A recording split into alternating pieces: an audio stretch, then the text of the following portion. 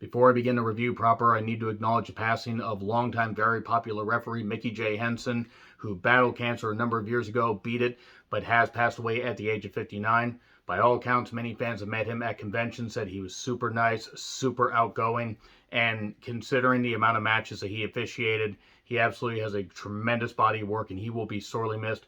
Rest in peace, Mickey J. Henson. You will be sorely missed, but not forgotten. Now, I'm John Renton with my review of WWE Raw from Indianapolis, Indiana. And I found out that Indianapolis is only about an hour and 8 minutes from Kokomo. But we're not gonna go there for the next show. We're gonna fly to the east for the Jeddah Saudi show. It's not near Kokomo. It's for the sweet Saudi dollar. Some of you may not come back alive, but that's okay. I've got more wrestlers to replace you guys. Ha ha! I'm a genius, damn it. It's such good shit. Elimination Chamber in Saudi Arabia. What could possibly go wrong? Everything, Bubsy Vince. Everything. But yes, they were not in Kokomo. They were in Indianapolis, Indiana. And Indiana wants me. Indianapolis actually was a very popular city. Indiana actually has a rich history for, in regards to professional wrestling. And unfortunately, this show did not provide any of that. Now, I will say that while this go-home show for the Saudi Arabia Elimination Chamber show, where WWE continues to influence the world, it's not propaganda. How dare you accuse us of this? No, just ignore that poking out, from the side. It's nothing intimidating us. We totally, absolutely mean it. We're not reading off a script. How dare you say that? We're not getting a whole bunch of money shoved in our goddamn faces. To be fair, WWE is not the only business that is doing business with the Saudi government, but let's be perfectly honest. Well, if we want to talk about the corruption here in the States, boy, they're really, really corrupt over there with the government, not the citizens. I am not knocking the citizens at all. I hope the citizens have a great goddamn time, and they're basically forced to go there. Also, I do want to mention right now, before I dive into the rest of this review, that the Elimination Chamber review will be up later on Saturday, because I'm not going to take that day off to watch it live. Why? Because I don't want to. Weekends are usually busy shifts for me anyway, and I can watch the show on delay because, to be perfectly honest, not really all that sold on it. I'm not even going to do predictions for it. Why? Because why the fuck's it fucking matter? It is the final stop on the show to WrestleMania, but that's okay, because once they get to Jeddah, Saudi Arabia, we will be able to see how WWE continues to influence the world. Man, maybe if they say it enough, it won't sound like propaganda that, is being force-fed to them, held at, not gunpoint, nothing like that. Nope, there's nobody standing off camera doing anything. How dare you accuse us of the... God, no, please, believe me, absolutely believe me. Okay, I'm done now. So, this is the Valentine's Day edition. That's right, it's ready to spread some raw VD cheer. If you have a special somebody, I hope you gave them that VD. Probably should have reworded that, but let's just move on from that. Let's spread that VD all over. Man, so, all right, it was what it was. The show was what it was. I mean, there isn't a lot that I can say. I will say that the women did work hard in the Gauntlet match. I'm going to go through this bit by bit, row by row, but we're not going to go to Kokomo. I realize that my Vince impression starts to sound more like Nappa from Dragon Ball Z the more it goes on, mostly because it's hard to do the Vince impression and then do a full-on review because I kind of shot my voice. I kind of shot my voice from shouting at wrestling shows and doing YouTube content and also just shouting. When I decided to shout, let it all out. So, Lashley is out there with MVP, all about Elimination Chamber. Why in the world was Lashley wearing a, just like a fudge fruit roll-up jacket? I don't fucking get it. Maybe he was trying to be a different version of Indiana Jones. La la Lashley, la la Lash. Anyway, moving on from that. They were just talking about Elimination Chamber. It's bullshit that he has to defend the WWE Championship inside the Elimination Chamber. A black man inside a cage in Saudi Arabia. It's like Saudi government's booking it from way over there. Oh, here's Seth freaking Rollins. So we have Randall, Keith, Orton, and Seth freaking Rollins in the main event. Why is he Seth freaking Rollins? I mean, I get it. I don't mind it being a nickname. Why is it part of his name now? It's ridiculous. So, he apparently skinned a golden snake to do to make a suit. I don't get it. Riddle was in a toga. Toga. He was in a broga, actually. And they were chanting toga. Toga. It's nice to know that Animal House is still popular for everybody in Indianapolis. And then, how did Riddle talk about being locked in a gas station bathroom? It's impossible to be locked in a gas station bathroom unless you're an idiot. So now I understand why Riddle had that happen. Why is Theory talking? Because Theory was not very convincing at all. I have a theory that maybe he isn't very good at promos. Styles talks about his legacy. His legacy is a Southern Caucasian man ready to hold it down and establish. I'm just going to stop right there. And then Lashley stumbles over his words a bit. Because bless Lashley. He is well-spoken in interviews like with Stone Cold Steve Austin, but yeah, he's just not a great wordsmith. He just can't have that level of intensity on the mic. Sometimes he can do short burst promos, but that's why MVP's there. He tells his, tells his story through action. And the fact that he is a freaking killer just looking at the guy, just not on the mic. And here's Bork here. It's Borkpopolis, whatever. I'm just going to roll with that. Why did he steal my grandfather's sweater is what I was wondering. It was said he stole Cosby's sweater, but let's be honest, Cosby stole a whole bunch of stuff from people, like the innocence of so many women, so if Bork did that to Cosby, it's fair play, I guess. It's not even close to karma, but whatever. So we get a messy brawl where Bork just lays out Theory, which was kind of funny. He takes a selfie, and that was kind of funny. And, of course, somebody mentioned about, Theory having, having more selfies than brain cells or whatever. And I literally said brain selfies was right there for the taking. They know who they are, by the way. So yeah, this took a lot of time. They were also trying to stretch time because, by the way, they already taped SmackDown. They already spoiled the stuff. I'm not going to spoil it here if you haven't read it. I will be reviewing the taped SmackDown. It just won't take me very long. But the Profits run down the card. You know what? Now hearing them just basically annoy me specifically, actually annoy other people, I'm glad the Bengals lost. I'm sorry, Bengals fans, but whatever. For this kind of promo work, the Bengals deserve to fucking lose. Sorry. Anyway, Ciampa comes out to join commentary because Dolph's in NXT, and they're trying to bring Ciampa up, and they just bring him up to Raw in a guest commentary role. And then we have the Profits against Dolph and Rude. And at one point, Ciampa got Dolph wet, and then he flinched when Dolph kicked him. And then from the heavens, and Rude got pinned. That was a match that actually, we had, that match went about a quarter of the length of that opening talking segment. I'm not saying you need to go 2 segments, but boy. Then the Broga Party. Zelina is abysmal with this goddamn accent. Apollo and Aziz mean nothing. And this is pointless. And unfortunately, this isn't the end. Rocky Johnson video package. Still no mention of the underage girls that he got with during his career and his life. Fuck Rocky Johnson. I'm glad he's dead. So, Owens. There was a poll up about Owens. Was he lying about his love of Texas? And people, 60% said yes. Yes, he was. And then Owens said that he was lying about his love of Texas. And that he despises Texas. And then he mocks the South. He says that Texas would be the ass. Like if the U.S. was a body or whatever, and I guess that means that I guess that means Florida would be the dick. So it is what it is. I mean, then again, actually, you have weird anatomy if it's hanging like that, considering how geography works. Let's just move on from that. Let's just move hastily on from that. But there are rumors. Sorry, rumor. If you don't want to hear the rumors, stop listening now, and I'll wave my hands. Okay, rumor. Stone Cold Steve Austin, they made overtures for Austin to come back in Dallas, Texas to face Kevin Owens. Because they're desperate to move tickets, because they decided to have the most stupendous 2-night premium live event in WWE history in Dallas Cowboys Stadium, which holds a lot of people. A whole lot of people. More people than, were around when the Dallas Cowboys last won a Super Bowl championship. A lot of goddamn people. So, Austin retired at Mania 19. Was possibly going to have a match at Taboo Tuesday 2005, but then found out he was booked to lose and said, no, I'm not going to do that. So he went home and Batista got involved. So Austin technically has not pulled a Shawn Michaels. Now, I don't care if they back up a Brinks truck and say, here's $5 million, come back. 57-year-old Stone Cold Steve Austin against 30-plus-year-old Kevin Owens, or Kevin Owens who's near 40. I think he's at least in his upper mid-30s. Owens will take care of him. It's a battle of the stunner. It writes itself.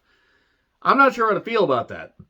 Am I shocked? No, because it's Vince's fault. He hasn't made any new stars, so he's like, God damn it, I'll call Austin. Give him $5 million. I don't care. Ha ha ha. I don't care that he retired. Give Sean's lazy eye $3 million. Let it wrestle. Yes. I could see Vince trying to do that kind of shit.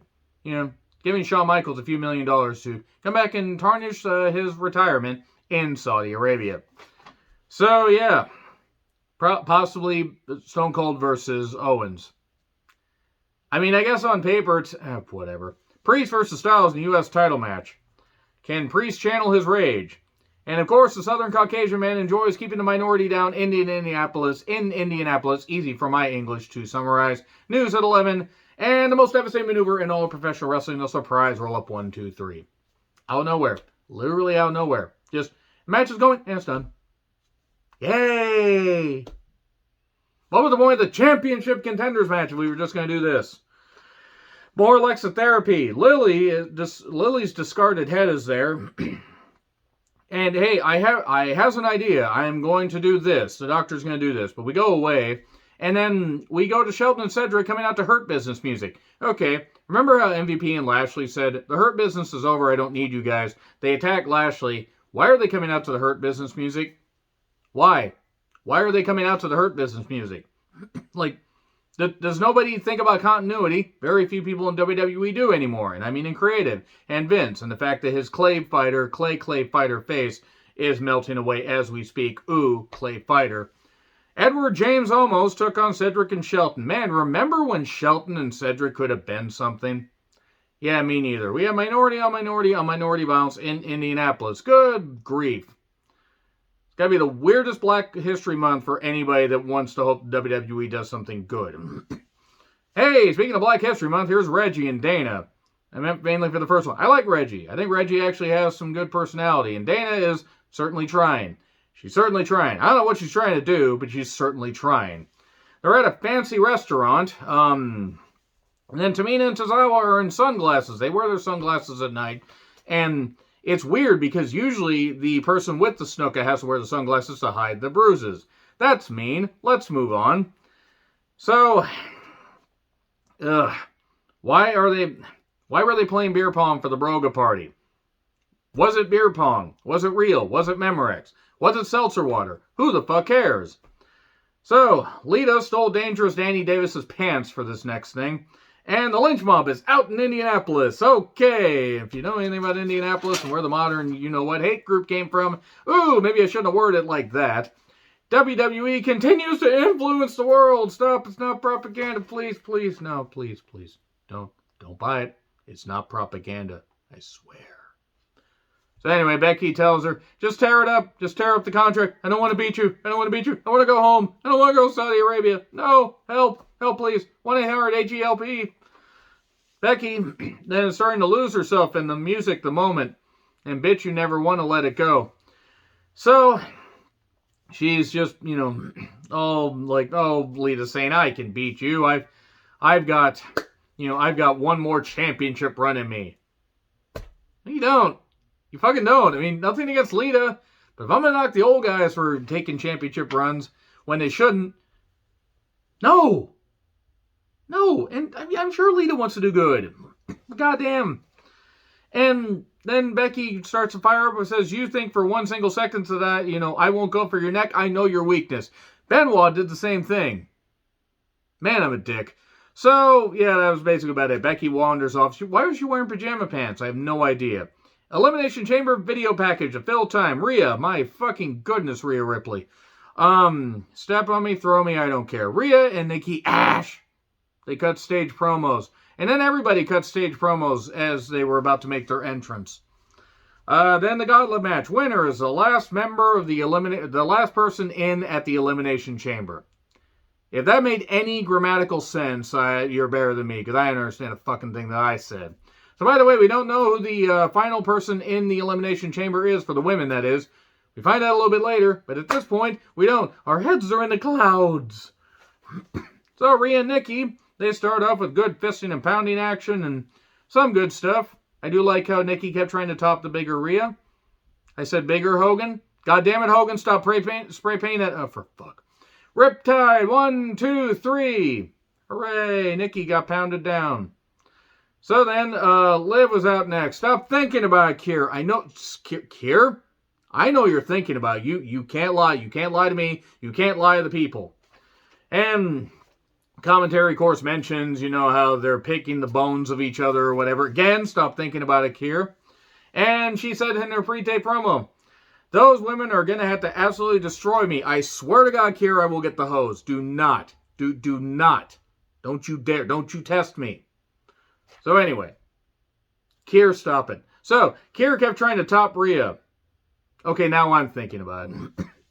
And they gave effort. It did get a little bit awkward here and there. Liv is really trying. She really is. They have no faith in Liv. And it's a shame that they don't. So we get the standing clover queef, which I always like seeing. I saw that position in a movie once. I usually have to pay extra to see that in person. Always delete your search history. Riptide, 1, 2, 3. Pepper Niven, who's wearing, I swear to God, she actually took the old, a pattern from the old couch cover that my grandparents had and said, hey, make me gear based just on this little patch. And they did. It's like a 70s couch, gear inspired thingy or whatever. And Piper can work. There were a lot of fade to blacks or whatever because everybody was having wardrobe malfunctions. I'm not saying that the women shouldn't wear what they want. You wear to entice, you wear to look good, you wear whatever. Maybe they gotta make some adjustments here so we don't get this stuff. And this goes for the guys too. But, there we go. They're just beating the shit out of each other. There was a cool Riptide 1, 2, 3. And Rhea's just dominating, pounding, and topping all these women, which is usually what I have to pay extra to watch. And then Bianca's out next, and they have a really good match in the, in the confines of a match. Another match. Matchception, Gauntlet. Red Warrior needs food badly. If anybody gets that, I'll be amazed. Rhea face down. I lost my train of thought. And we go to the break, and we keep getting fades to black or whatever, and wardrobe malfunctions and all that. KOD 1, 2, 3. Rhea got pinned. Bianca's the last to enter the chamber. Okay. Cool. And then, we don't know who the surprise entrant is yet. So, El Chad Kabong will kill Gable. Kabong. Party's over, bro. God, I wish that was the case. So, Ray and his Easter Island seed are making their entrance, and then suddenly we get a plug for that movie Dog with Channing Tatum, and Ray and Dominic are there. Dogmanic, if you will, because he was treating him like a dog. I don't understand this father-son relationship. It still ended better than the one between Chris and Daniel, but let's move on from that. So, we get back to the restaurant, and Reggie talks about being friends with Dana and everything, and then pins Dana for the championship. Wins the 24/7 championship. And that, that friendship has its benefits. And that, Truth mentions, no one wants to be in the friend zone. Dana just got beat down and got stuck with the check and got pissed on for Valentine's Day. She got pissed on and Corey and Carmella weren't even involved. All right. What? Why? Why was this a thing? Genuine question. Why is this a thing? Nothing against anything against the people involved. Why is this happening? Why is the referee in better shape than anybody outside of R-Truth? Like, I just don't get this. So Gable then talks to, God, what is it? He talks to Ray and Dominic about cheating and double secret probation. Robot House! And for the love of Jupiter's ghost, why is Maurice still here? I genuinely want to know why Maurice is still here. Are we going to have Ray and Dominic against Miz and Maurice? Who wants to see that? Why is this happening? Why is Maurice allowed to be on commentary when I can't understand anything she says, even if I was, to sustain several head injuries and would still not understand her? Because, bless her, she tries. She's just not a natural talker on camera. Gable and Majin Buu took on the Mysterios. You know what? Miz and Maurice on commentary, and I'm fucking out. If the idea is to annoy me into submission, mission fucking accomplished. Gable and Ray did some good stuff. Dominic sure tried, but his Easter Island face kept getting in the way. And then why are we doing a Miz-Ray match? Or why are we doing a feud with Miz and Ray in 2022? Oh, because we're trying to get Dominic over. And good luck with that. So, Corey is an absolute, just abysmal person to hear on commentary. And Gable pins Dominic. And this was pointless. Maurice got in there. Bless her for not tripping in those heels. Those are thick heels. And high. And, and they were shiny, so they were probably distracting her. I'm going to stop saying this stuff and talk about, hey, Alexa has a doll with the stuffing of Lily, and don't let her go. As long as you have her, you'll be cured. So she has to keep the doll, and if the doll disappears, she'll snap again. This is stupid storytelling. This creative is bad, and they should feel bad. Oh, and Alexa's going to be the final entrant in the women's Elimination Chamber match. Should have saved my notes there so I could have just shredded them and eaten them. Look, I know that Alexa has fans. I actually had a feeling this was going to happen. This is Asuka's not back. I don't think Asuka's ever going to come back. Bayley will probably come back the night after Mania. This means Alexa's going to win the Chamber, probably. So, SmackDown recaps. Sonya's in a tag match in Saudi Arabia. Given how the government feels about gay people, should we really do that? We probably shouldn't. Maybe we need to put an armed guard on her. Like, armed guards that actually, aren't Saudi guards. Just saying. Just saying. So, Ray and Miz is added to Saturday's show. Fucking hell. Orton and Rollins had a really good match, and what's with the picture-in-picture all of a sudden? Are they just keeping this on Sci-Fi? Are they doing this just because? I don't fucking know. I don't fucking care either. Imagine how much Rollins will be feeling himself on Saturday. Feel yourself too much and you'll go blind. Don't look down. Oh. Ha ha ha. That was my Crankor laugh, in the vein of Seth Rollins. We get announcer table bumps. The pace was good. In fact, this would probably be the one match outside of some aspects of the Gauntlet match you would want to check out.